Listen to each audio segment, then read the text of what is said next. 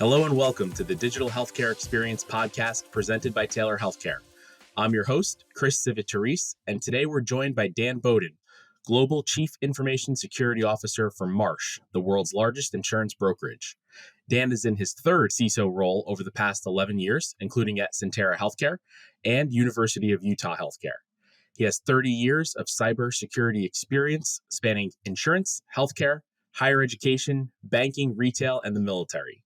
Dan's other professional and academic interests include data privacy, blockchain, and global and homeland security.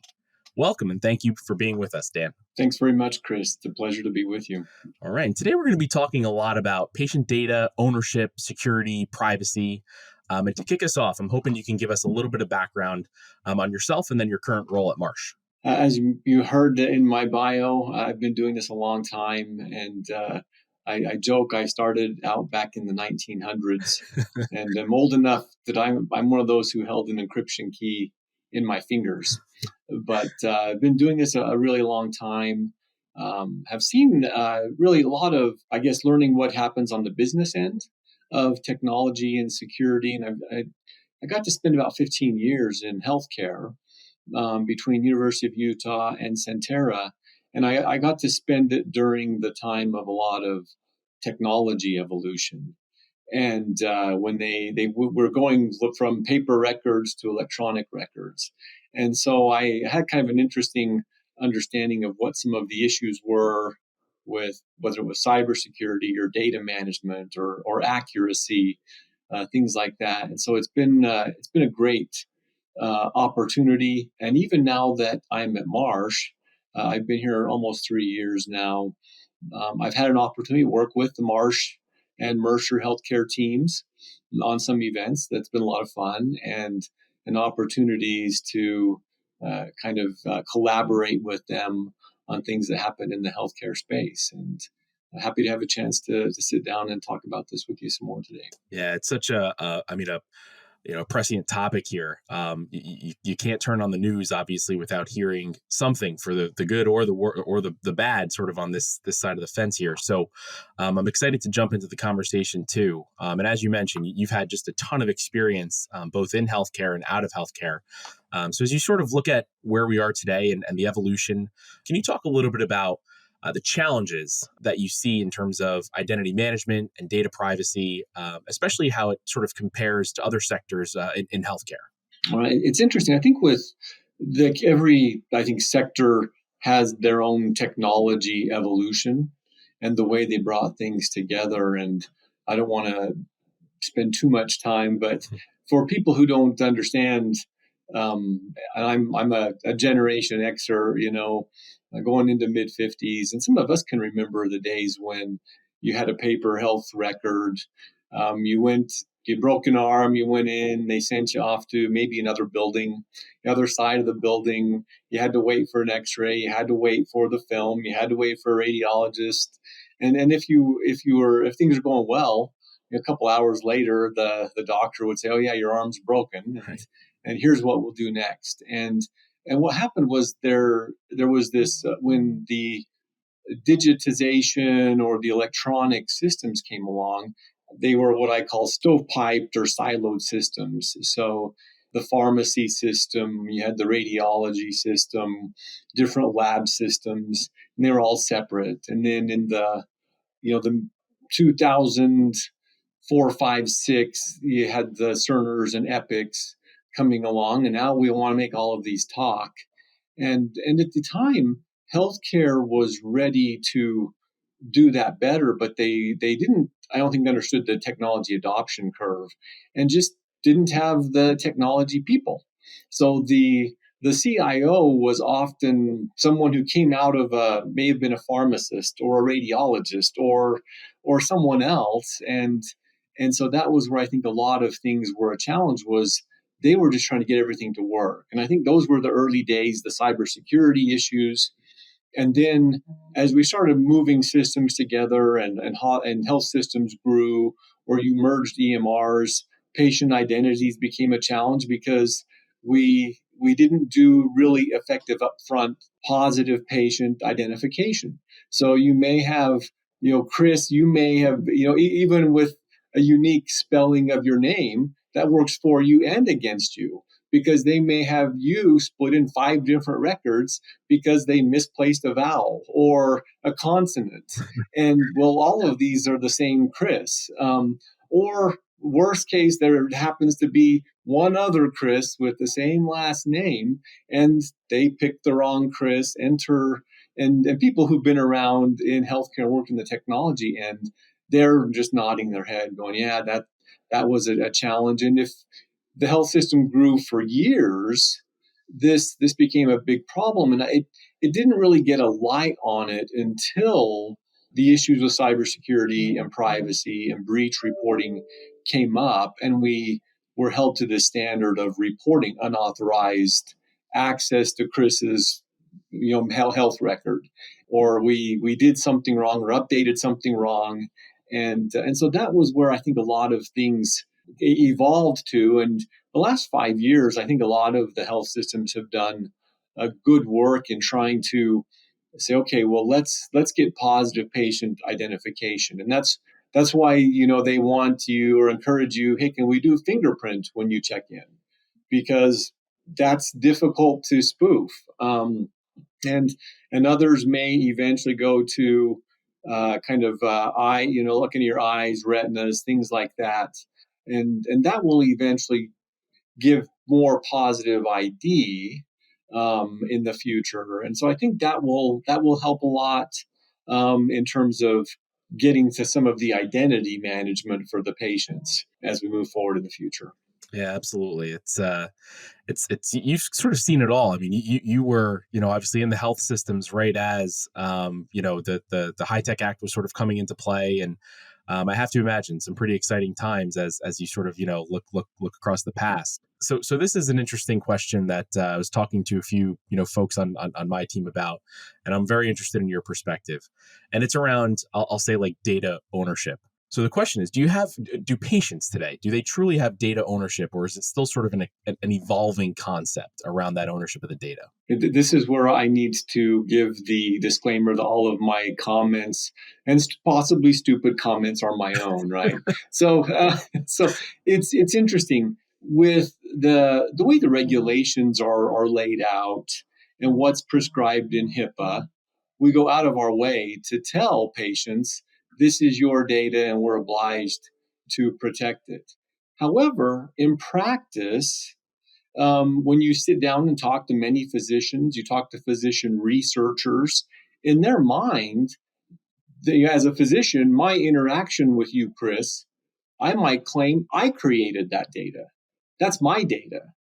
And as a researcher, if when you're reading through all of the disclosures for treatment, you may have signed something that says that's my usage rights to your data make it in effect almost my data, and so I can do different things with it. And I think that what I kind of have always been concerned about, well, as a patient, what do I really know, and what did I sign away just to get treatment done today, or what did patients sign away? And you know how it is when a patient's going in, and I'm not saying health systems have nefarious intentions, but they're, if they're a research organization, they want to use that data. And maybe you need to understand, if I'm going to a health system that's the university of anything, your data probably goes into a huge data warehouse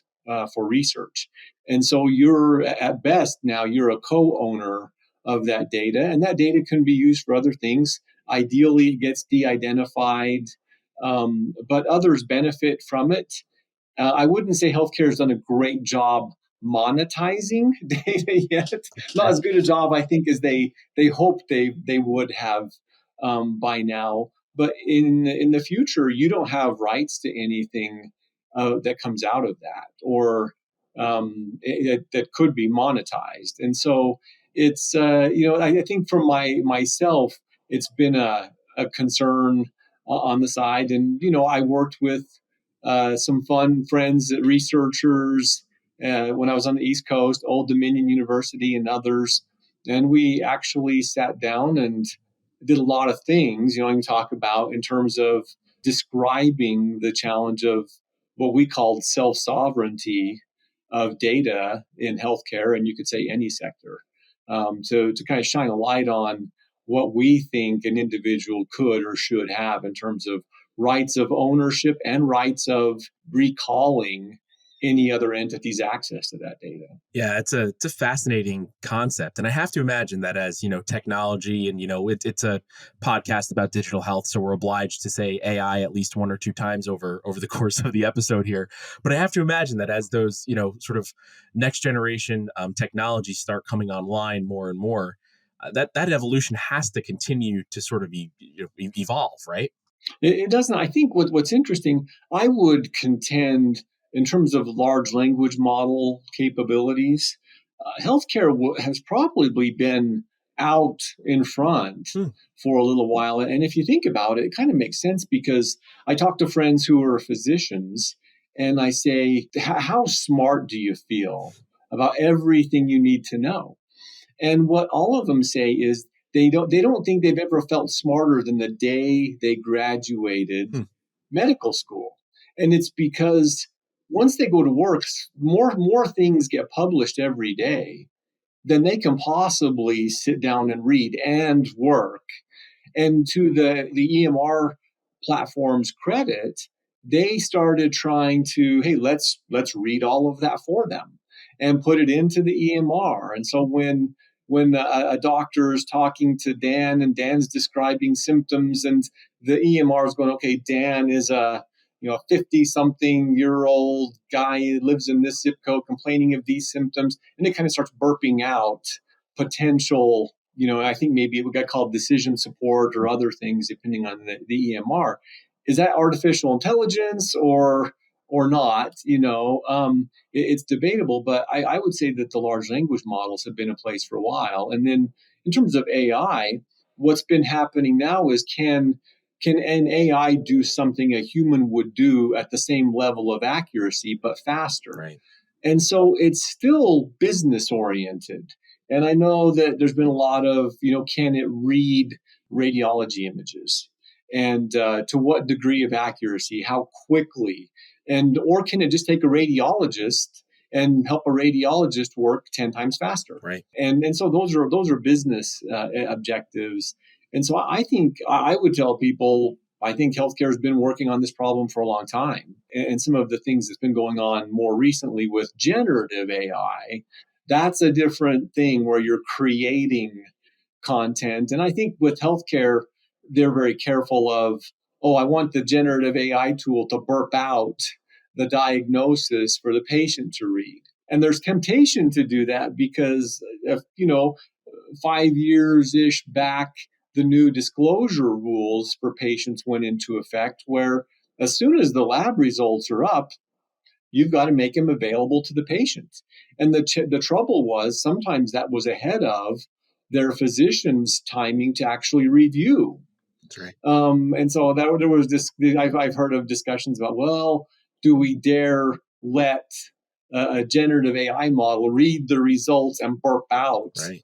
That's dicey, right? You don't want to say something wrong. And so I think that's probably still in the oven, for a while to figure that out, or maybe for very simple things, but where the doctor can review it and the doctor can say, that's what I would have said, and go on. And so it could speed things up. But I think that AI has been in the mix with healthcare for a really long time. And I think that for the most part, they're being very judicious and smart about when it could be of good use to either the business kind of bottom line or facilitating the interaction with patients. Absolutely.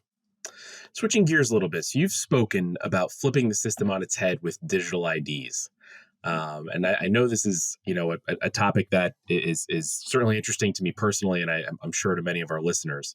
Can you explain how a more, I'll say, efficacy proven digital identity system could work, and the type of role it might play in preventing, fraud or data manipulation, in healthcare? And again, I think there's probably that, sort of new emerging technology component to that too, if I'm not mistaken. So would love your perspective on what you're seeing there. Well, it's interesting, right? You just in jumping to the end case with fraud in healthcare, it's the estimates are all over the board, and kind of the base number you land on is that 10% of all of the expense was paid out fraudulently. Wow.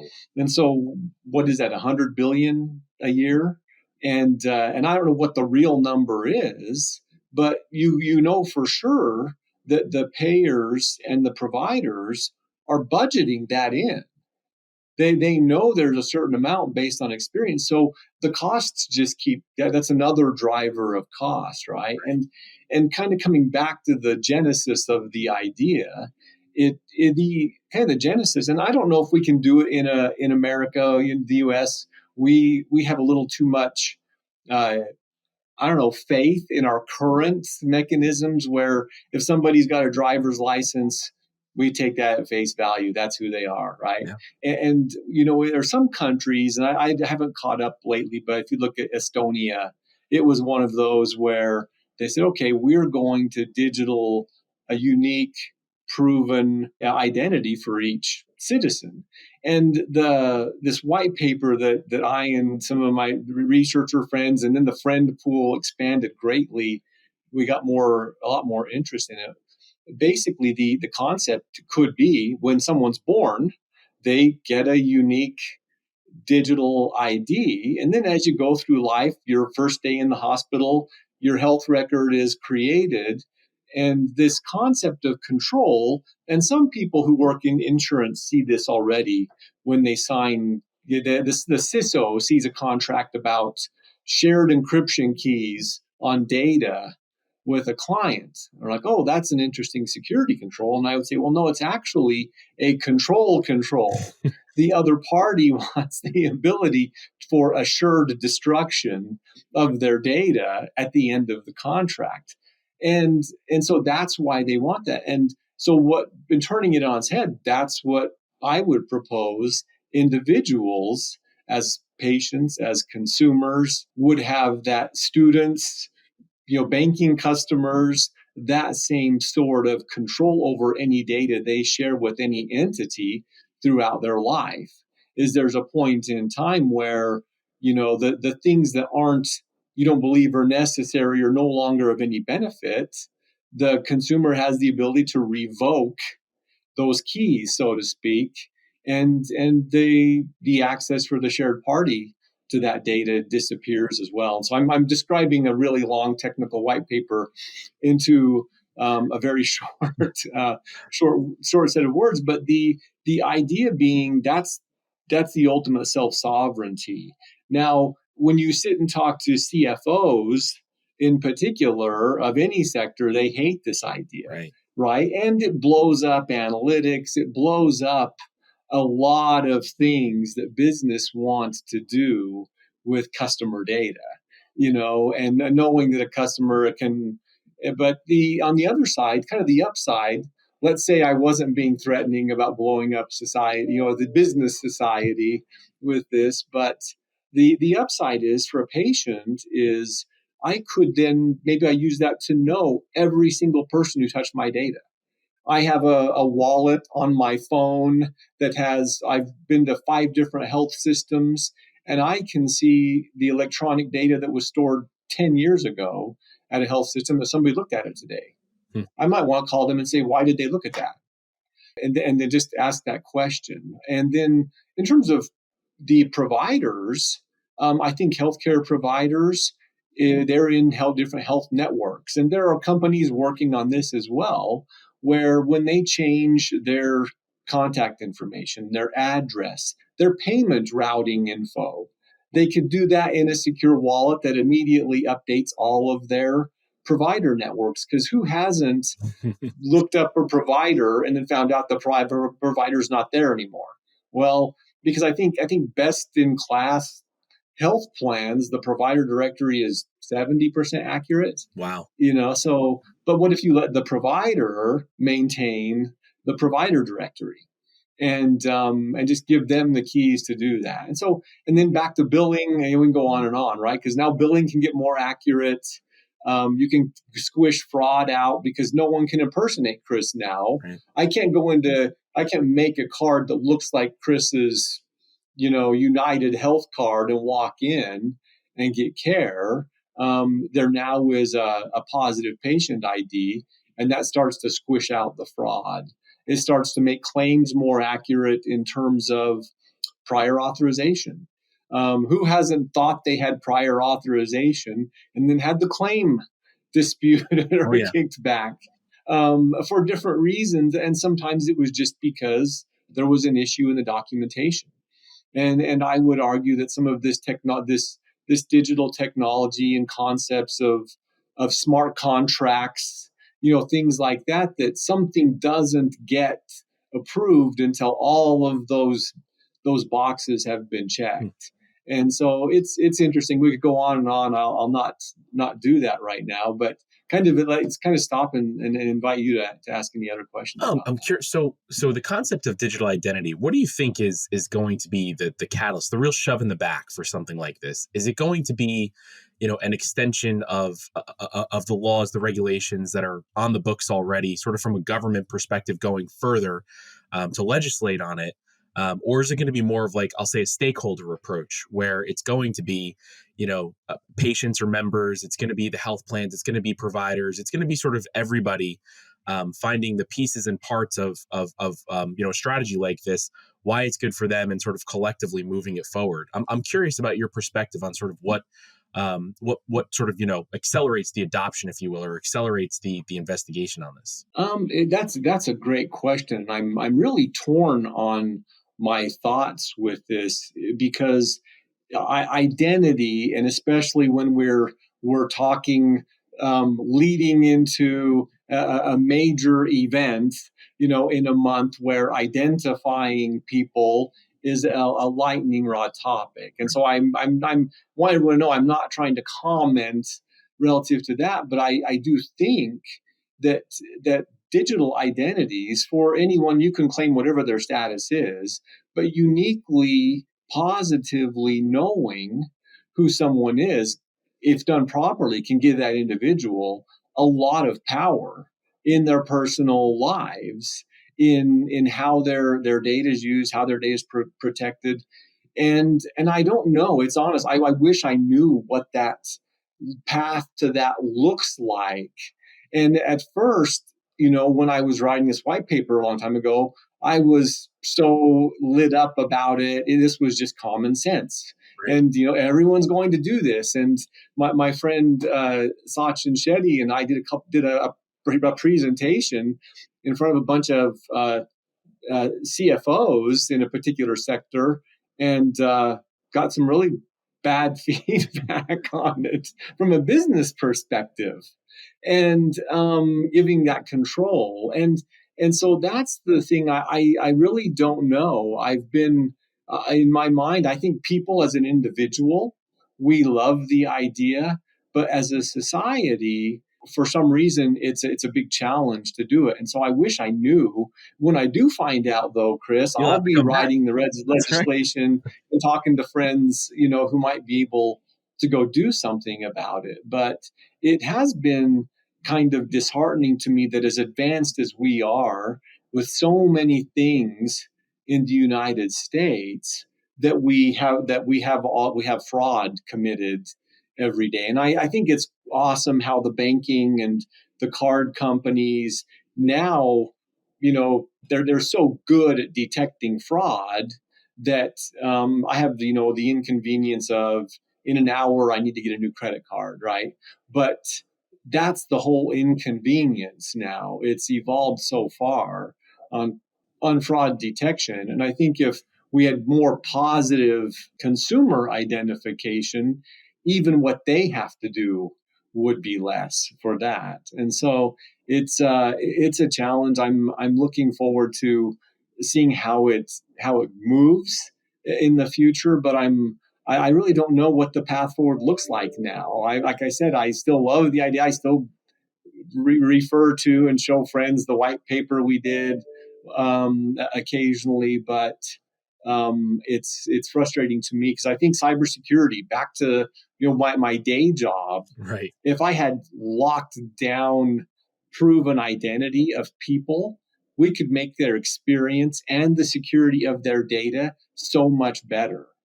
Just knowing who they are, where they are, what device they're on, detecting things they may not normally do. It would make my job easier and their experience better if we could get to that. And so I'm hopeful one day we will. And we're trying to offer biometrics, offer things like that. Yep. But I think we're still a long ways away. If I don't get it solved while I'm working, I'll hand it off to my grandkids and let them continue. There you go. So. A generational problem. That's it. So, Yep. to state the obvious, privacy concerns are at the forefront of all things data management. And I'm curious about your perspective. Healthcare organizations have to balance, I'll say, patient data privacy with the need for transparency in care delivery. So, from your chair and where you sit, what are you seeing there, and how are healthcare organizations striking that balance between those two, really critical things that might be in kind of opposition of each other? What's interesting, I think that where the healthcare has done well is in light of, even where they don't have positive patient ID, where they have that, I think they're very, very good. Mm-hmm. But they are doing more and more to clean up the patient index, who they have, where they have. I think most of the challenges that I remember and see are human encounters, human errors. Someone accidentally opening the wrong healthcare record in the EMR, or handing a prescription to the wrong person, or putting a bill in the wrong envelope. Those things are still plaguing healthcare. So I do think they're working very hard on the problem for it. And like I said, to me, the remaining desire is handing the control completely now to the patient or the health plan member, which may be a hot red line, for a long time. And maybe I am asking too much. And you'll probably get some physicians or researchers who would offer up, hey, well, if we took Dan's idea, they may have ideas about how it would detract their ability to get data for diagnosis or other things. And then, not to get into argument, I would offer some counterpoints to maybe how that would happen. But it's overall, I think in healthcare, it's improved immensely. And I think that most of the remaining problems are kind of on the human being end, mistakes that happen. Because in a really big health system, I bet you the privacy officer probably writes somebody an apology letter almost every day. Because they still fax data. You know what I mean? It's easy to mix up which paper you put in the fax machine or which of the fax numbers you chose, and so it's still a challenge. But like I said, my big push would be in the future just to give patients more control, so they know when someone looked at their data. Today, the internal systems report it. So, Dan opened Chris's record for no apparent reason. That would get flagged today in the EMR.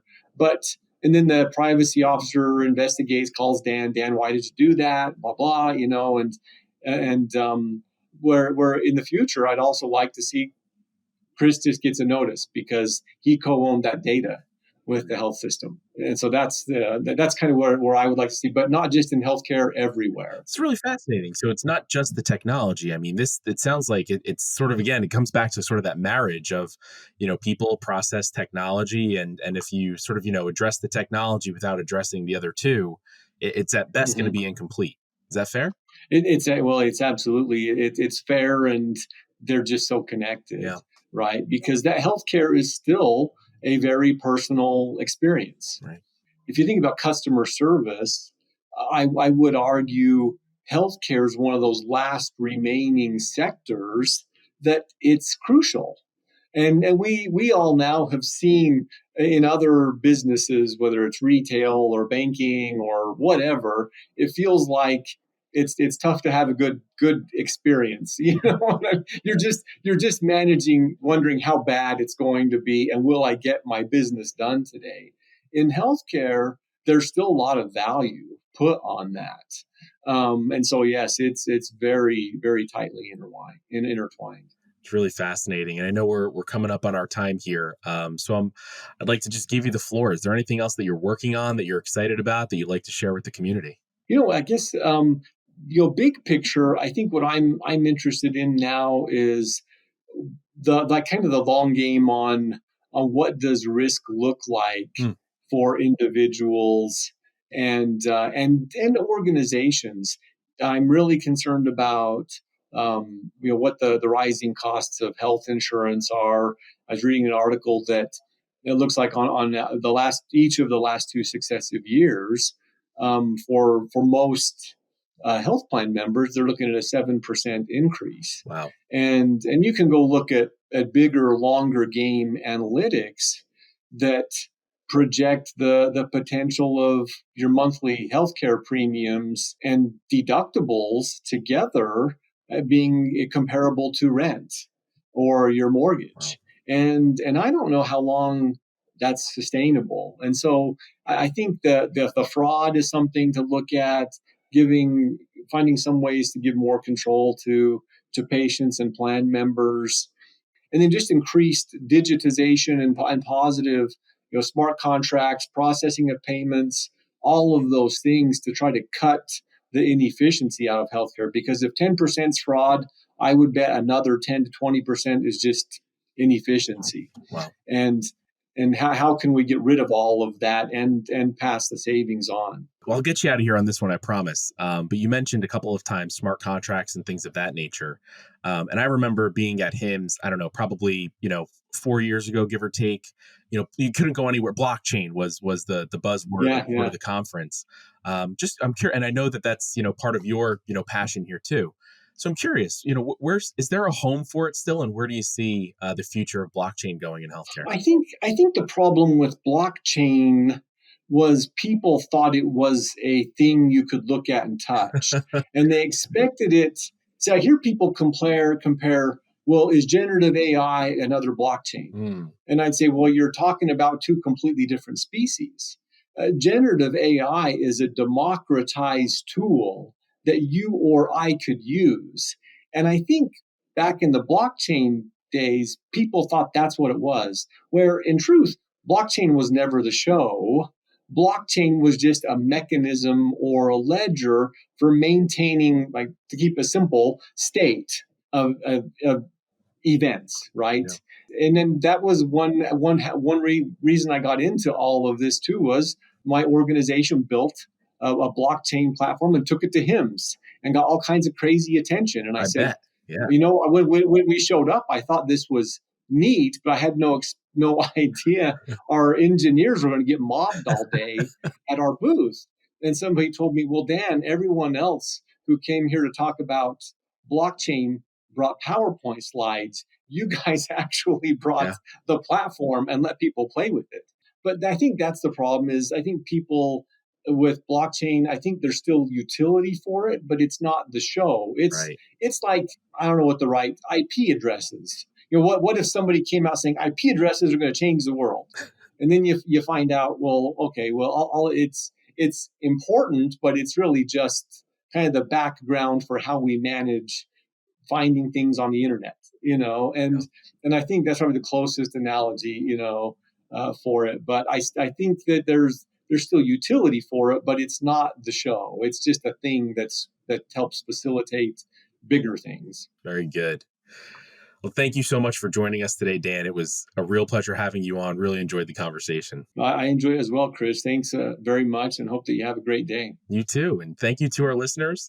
If you enjoyed the conversation, please like, share, and subscribe to help us keep growing the show. And if you'd like to learn a little more about Taylor Healthcare or the digital healthcare experience, you can go to taylor.com/digital-healthcare. That's our show for today. And until next time, I'm Chris Civitaris, wishing you health and good cheer. Take care. To learn more about Taylor Healthcare, please visit taylor.com/digital-healthcare. This podcast is for educational purposes only and is provided with the understanding that it does not constitute medical, legal, or financial advice or services. The Digital Healthcare Experience is produced by Naomi Schwimmer. Podcast music by Nicholas Bach.